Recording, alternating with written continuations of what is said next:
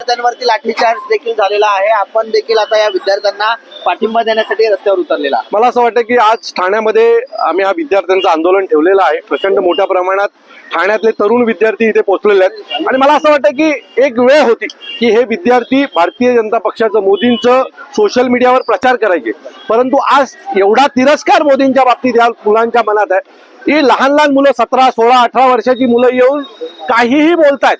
तर मला असं वाटतं ही त्यांची चीड आहे आणि ज्या पद्धतीने हे जर आवाज मागे ऐकलात तर तुम्हाला कळेल की या मुलांमध्ये काय चीड आहे. हे प्रत्येक कॉलेजच्या बाहेर चालू आहे, म्हणजे हे फक्त ठाणा कॉलेजच्या बाहेर नाही. तुम्ही जर बाकी इतर ठाण्यातल्या कॉलेजमध्ये गेलात तर तिथली ही परिस्थिती आहे. मुलांचे आई वडील, विद्यार्थी हे सगळेच आता या आंदोलनामध्ये जॉईन झालेले आहेत. मी खात्रीने सांगतो, जर लवकरात लवकर धर्मेंद्र प्रधानांच्या निलंबनाच्या बाबतीमध्ये किंवा राजीनाम्याच्या बाबतीत निर्णय झाला नाही तर या देशातलं सरकारही पडेल अशी परिस्थिती या देशात उद्भवली जाईल.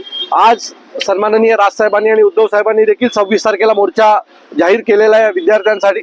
तर मला दिसतंय की पुढचं जे आंदोलन आहे हे अजून तीव्र होईल. सुरुवातीला ज्या वेळेला जंतर मंतरवर आंदोलन सुरू झालं त्यावेळेला हे शांततेत चालू होतं, पण आता ह्याचा एक पुढची स्टेप झालेली आहे की हे आंदोलन तरुणांनी हातात घेतलेलं आहे आणि पुढच्या काही दिवसांनी हे आंदोलन हे प्रचंड मोठ्या प्रमाणात चिघळेल की काय अशी एक भीती तयार झालेली आहे.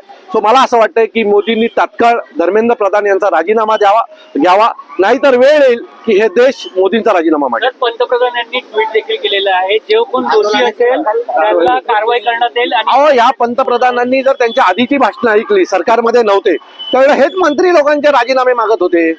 आणि बरं, जर तुम्ही एखाद्याला जबाबदार मानणार नाही तर या सरकारमधला प्रत्येक मंत्री मजूर वागेल, त्यांना कळेल की आम्हाला राजीनामा द्यावा लागत नाही, आम्ही मजुरीनेच वागणार. त्यामुळे तुमची मजुरी आता बंद झाली पाहिजे. याच्या आधी रेल्वे 2014च्या आधी अनेक रेल्वे ऍक्सिडेंट झाले, त्याच्यात जो जबाबदार मंत्री होता किंवा जो त्या खात्याचा मंत्री होता त्यांनी राजीनामे दिले होते. याचा अर्थ काय त्या मंत्र्यांनी जाऊन रेल्वे चालवली नव्हती त्यावेळेला देखील.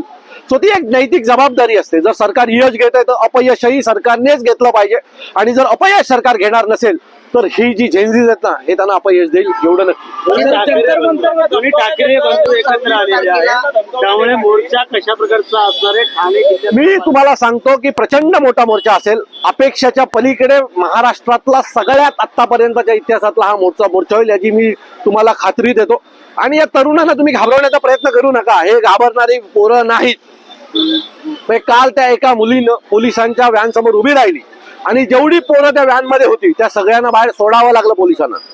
एक वेळ येईल यातली अनेक मुलं तर पोलिसांची मुलं आहेत. आंदोलनाला येणारी अनेक मुलं ही पोलिसांची देखील मुलं आहेत, राजकीय नेत्यांची देखील मुलं आहेत. आज पोरं घरात ऐकत नाहीयेत, ही मुलं उद्या रस्त्यावर देखील ऐकणार नाहीत. त्यामुळे आत्ताच सरकारच्या हातात आहे की सरकार पडायच्या आधी मंत्र्यांचा राजीनामा घ्यावा, नाही तर उद्या भारी पडेल. तरी सुद्धा पोलिसांकडून विद्यार्थ्यांवरती मोठ्या संख्येने लाठीचार्ज केला जातो. मला असं वाटतं की हे काही ठिकाणी सुरू आहे, पण जिथं आमच्या निदर्शनात येईल आणि आम्ही जिथं उपस्थित असू अशा ठिकाणी जर करण्याचा प्रयत्न केला तर मला असं वाटतंय की याचा परिणाम सगळ्यांनाच भोगावे लागतील, सरकारसहित.